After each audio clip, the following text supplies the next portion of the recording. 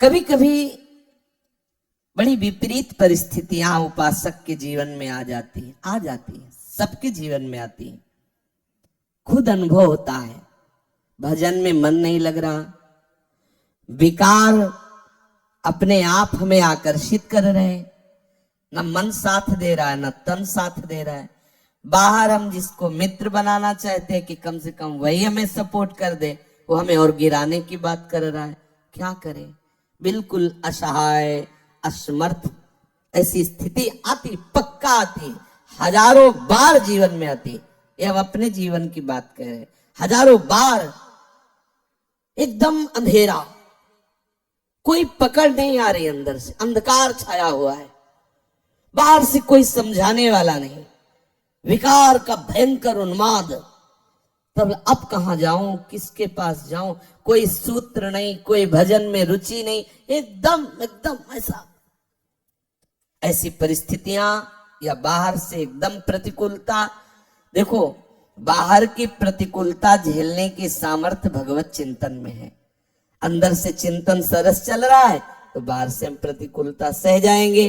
पर ऐसी स्थिति जब अंदर अंधकार छा गया, अंदर अंधकार मतलब ऐसा लग ही नहीं रहा कि हम भजन करते हैं, कोई नाम में रुचि नहीं, कोई शास्त्र में रुचि। वो कुछ क्षण के लिए ऐसी बात आई, शास्त्र में रुचि कोई, मतलब एक पता नहीं कैसी अंधकार में स्थिति, और बाहर सब प्रतिकूलता, विषयाकर्षण। अब उस समय केवल आश्रय काम करता है, केवल आश्रय। हो सकता है पुकार भी ना हो तो केवल आश्रय, जो आप अंदर से आश्रय लिए हो वो मूर्छा में भी रहता है, मूर्छित अवस्था में भी रहता है, मृत्यु समय भी वो रहता है। इसीलिए आश्रित का निश्चित भगवत प्राप्ति होती है, निश्चित कल्याण होता है, आश्रित का कभी पतन नहीं होता। इसीलिए बार बार सत्संग में रोज कहते हैं कि गोरे चरणारविंद का दृढ़ता पूर्वक आश्रय। जैसे हमारी मृत्यु का समय है, मन बुद्धि चित्त सब मूर्छावस्था को प्राप्त हो गए, कौन भजन कर रहा है? आश्रय उपस्थित है। जीवन भर जिनका आश्रय लिया, उस समय वो भजन के कारण नहीं, आश्रय के कारण हृदय में उपस्थित हो जाते हैं और उसको परम गति की प्राप्ति। आश्रय बहुत बड़ा तत्व है, बहुत बड़ी बात है। भजन और ये सब पीछे पहला आश्रय, बिगड़ी जन्म अनेक की वही सुधरे आज, होई राम को पहले बात आश्रय, और फिर आगे की सब बात। पहला आश्रय, उस समय आश्रय काम करता है। हमने देखा है, कई बार देखा है।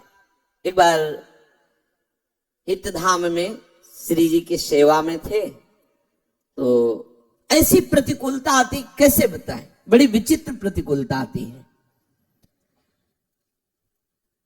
हम जिनके सहारे, उन्हीं से प्रतिकूलता, जैसे मेघ की बात है ना, उन्हें इस पर ऐसा नहीं, हटो चलो, अब इधर हटो, अभी इधर हट गया, इधर भी हटा। अब वो जो सरस चिंतन हो, अब कैसे जिए? श्री जी के पात्र मार्जन किए थे श्रृंगार करने के लिए, स्नान कराने के लिए। बस श्री जी की तरफ, यही श्री जी इनकी तरफ देखा, बड़ी गुस्सा आई, रोज इत्र लगाओ, रोज भोग लगाओ, या दुर्दशा हो ही जा रही, और आप ना उधर से ले। अरे कम से कम इतना तो चाहते हैं ना कि जिनके हम सहारे हैं वो मुस्कुरा दे, इतना भी नहीं चाहना। अगर इतना चाहोगे तो गड़बड़ हो जाएगा। बड़ा विचित्र खेल है। देखो, मन में इतना है, जैसे कोई दौड़ रहा है, चढ़ाई चढ़ रहा है, तो उसको एक लगता है इतना तो कोई कह दे शाबाश, तब तसल्ली होती है। हाँ, और वो इतना दौड़ रहा है, इतना परेशान हो रहा है, ऊपर से उसे और डांट के कर दो सारे कायर, तो उसको कैसा लगेगा? लेकिन इस मार्ग में ऐसा ही दवाई होती है। अगर कहीं बड़ाई हो जाए तो समझ लेना कोई अपराध बन गया, पक्का समझ लेना। अगर गुरुजन, वैष्णवजन, संतजन तुम्हारी बड़ाई सभा में तुम्हारा सम्मान, तो अंदर से महसूस करो कोई अपराध बन गया, प्रभु किसी अहम वृत्ति का मुझे दंड दे रहे हैं। पक्का समझना, उस समय हर्षित मत होना कि बहुत बड़ा लाभ मिल गया, गुरुजी देखो सम्मान करवा। नहीं, गुरुजन जब प्यार करते हैं तो अहम का नाश करके पूर्ण दैन्यता प्रदान करते हैं। अंधकार छा गया, सेवा को रोक दिया, लेट गए, न भिक्षा मांगेंगे न किसी से बात करेंगे, सब